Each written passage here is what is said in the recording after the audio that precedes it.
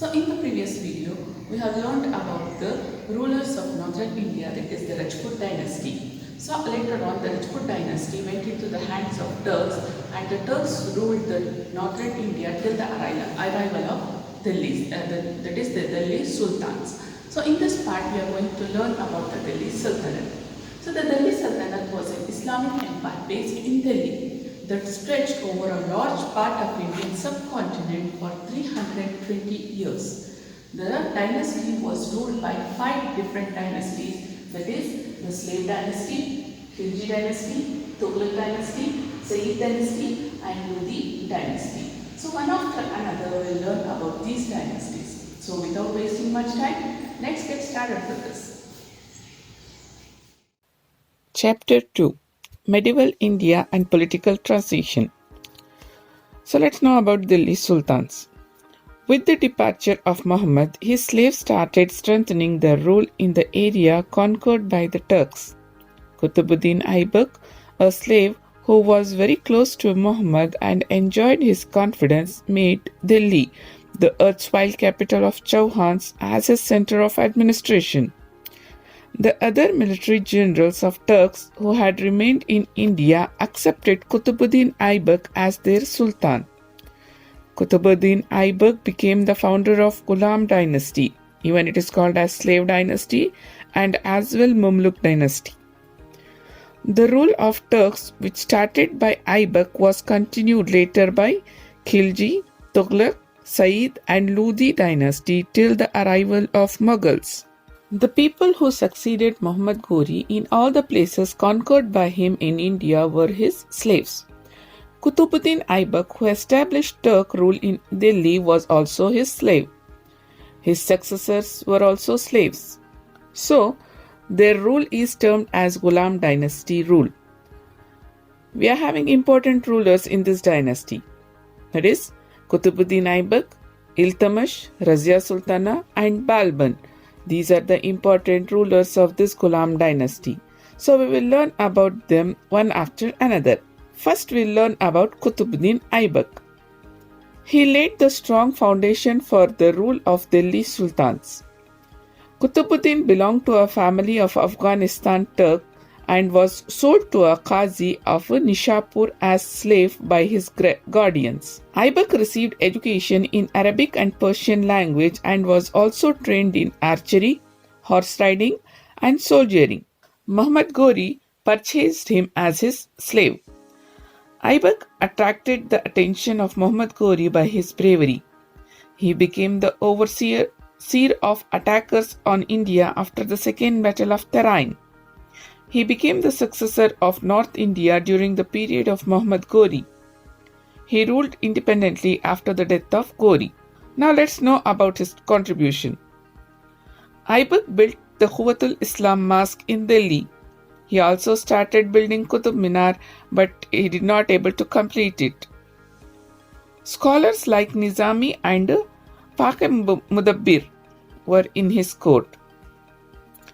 Their work named Tajul Masir provided information about Aibak. Now let's know about Iltutmish.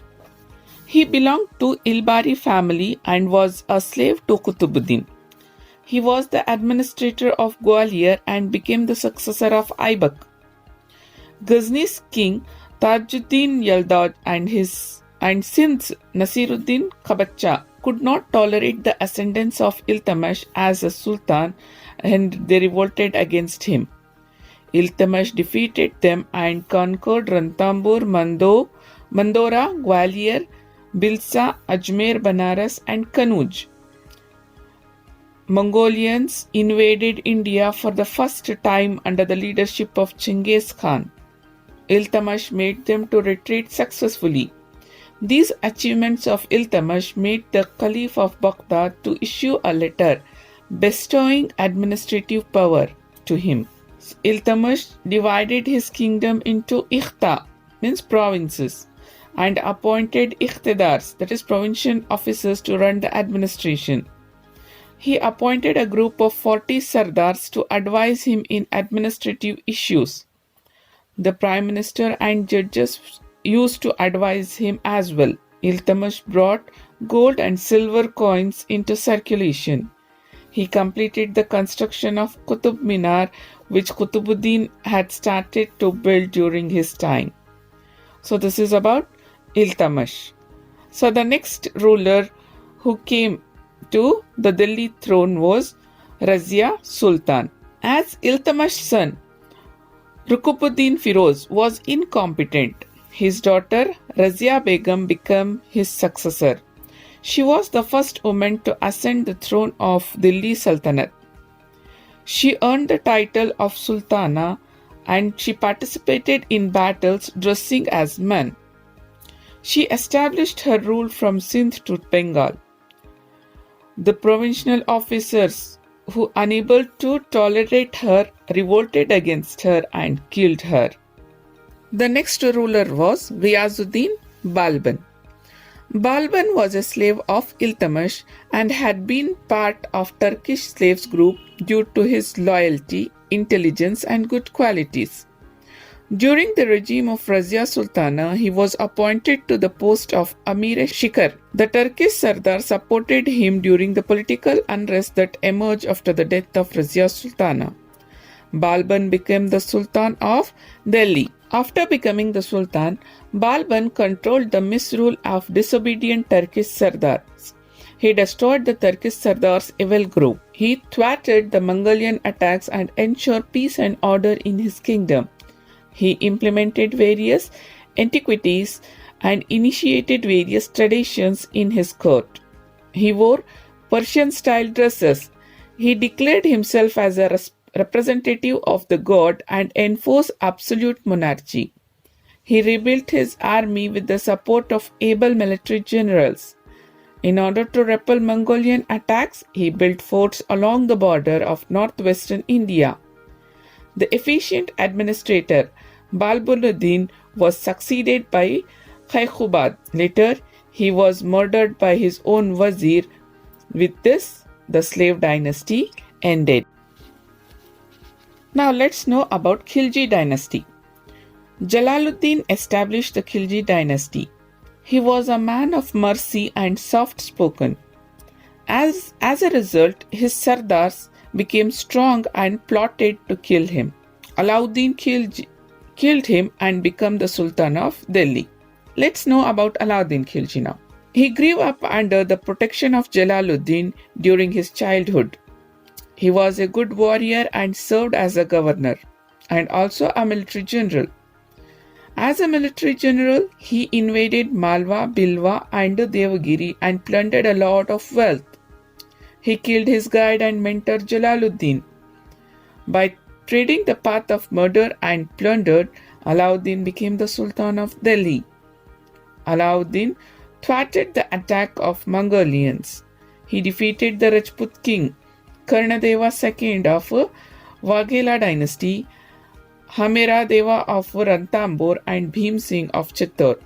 He conquered Malwa, Jalore, Bundi, Mandor and Tong. The honor of successful completion of South Indian invasion goes to his general Malik Kafur. Malik Kafur invaded Devagiri, Warangal, Dwarasamudra and Madurai and became responsible for their destruction.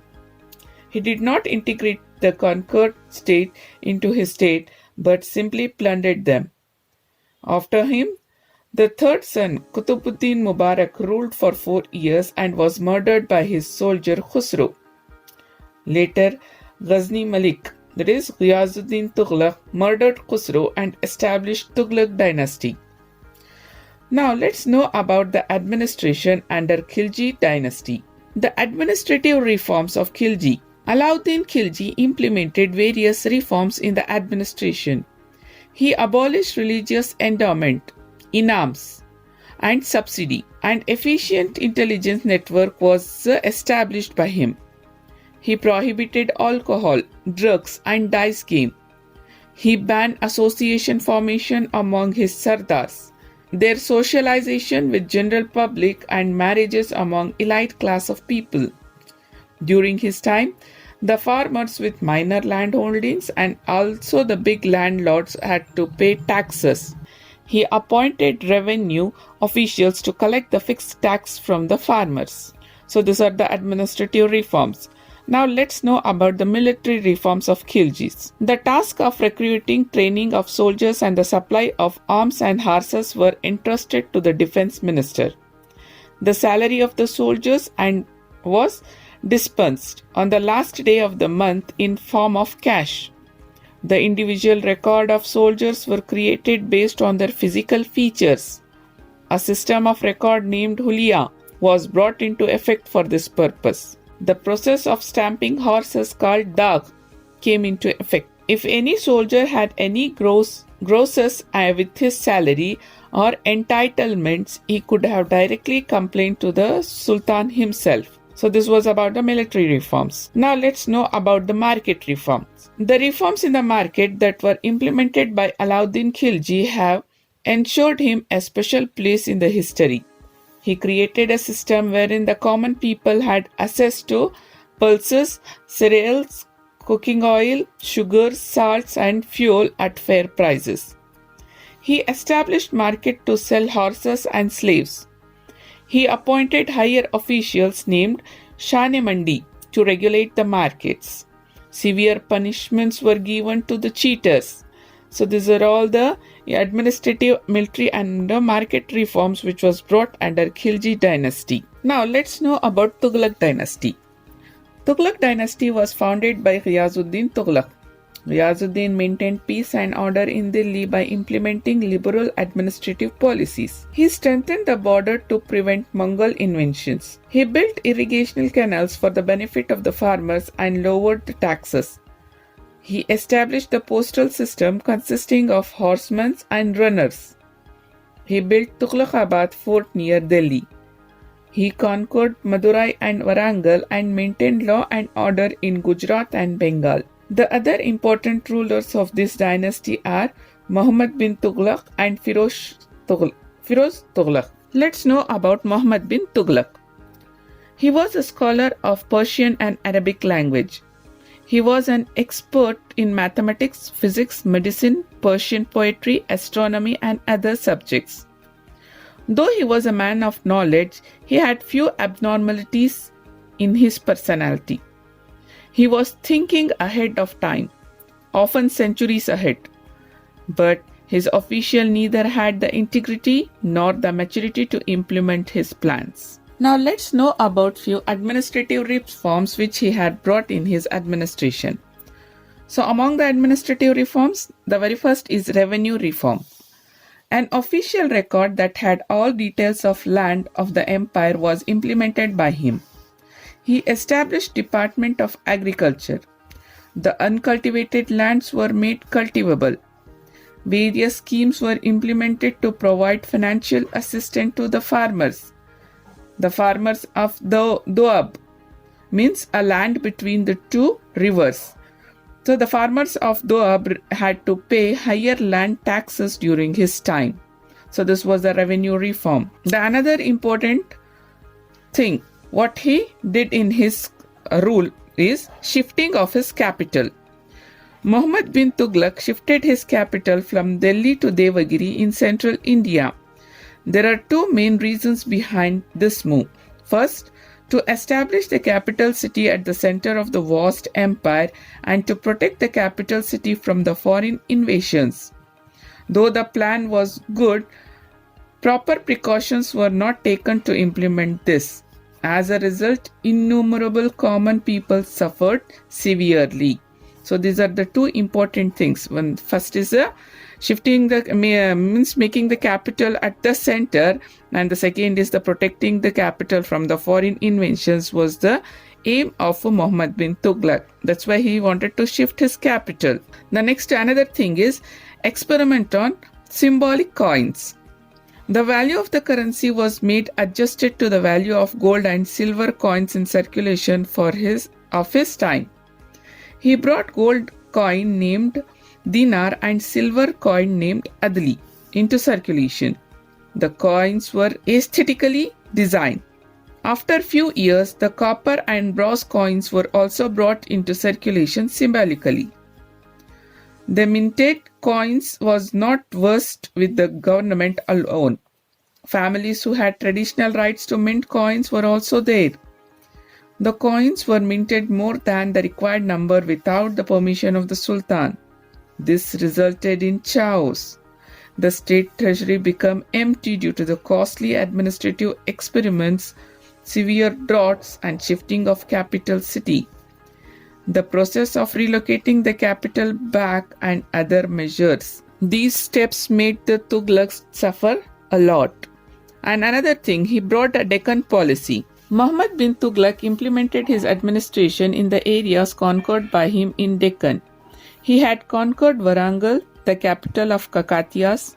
He also destroyed the Dwarasamudra, the capital of Hoysalas. Madurai of South India was conquered, and Jalaluddin Hasan Shah was named as a governor. Muhammad bin Tughlaq was the first Delhi Sultan to establish vast empire in India. Muhammad bin Tughlaq organized a big army. There were 27 rebellions in South India during his last 11 years of rule. These rebellions led to the rise of Vijayanagara and Bahmani kingdoms later. Now let's know about later Tughlaqs. Firoz Shah Tughlaq, who ascended the throne after Muhammad bin Tughlaq, implemented numerous people-friendly programs. He waived off Taqawi loans for the benefits of his subjects. He paid compensation to the victims of Muhammad bin Tughlaq's invasions. The private mines used to be taxed, and also taxes were collected for providing irrigational facilities. He abolished around 20 different taxes along with these too. He built many cities, mosques, madrasas, dams, and irrigational canals.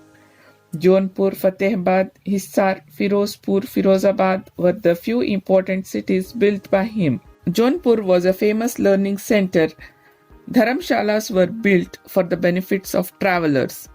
So these are all the administrative reforms brought under the Muhammad bin Tughlaq. Next comes the Sayyid dynasty. Khizr Khan Sayyid, the governor of Multan, founded this dynasty by conquering Delhi. He established his rule in Doab, Bian, and Gwalior. He also suppressed many rebellions and established law and order, ensuring peace. Muhammad Shah, Alauddin, and Alam Shah were the prominent rulers of this dynasty. Bahlul Lodhi defeated Alam Shah and brought an end to the rule of Sayyid dynasty. So likewise the Sayyid dynasty ended. The Sayyid dynasty did not rule Delhi for many years. Next comes the Lodhi dynasty. This is the last Sultanate dynasty of Delhi. Bahlul Lodhi, Sikandar Lodhi, and Ibrahim Lodhi were the sultans of this dynasty. Sikandar Lodhi conquered Bihar, Bengal, Dholpur, and Chanderi. He established peace and order in Delhi. Ibrahim Lodhi, the successor of Sikandar Lodhi, was incompetent. Afghans were invited to invade India by the governor Alam Khan and Daulat Khan.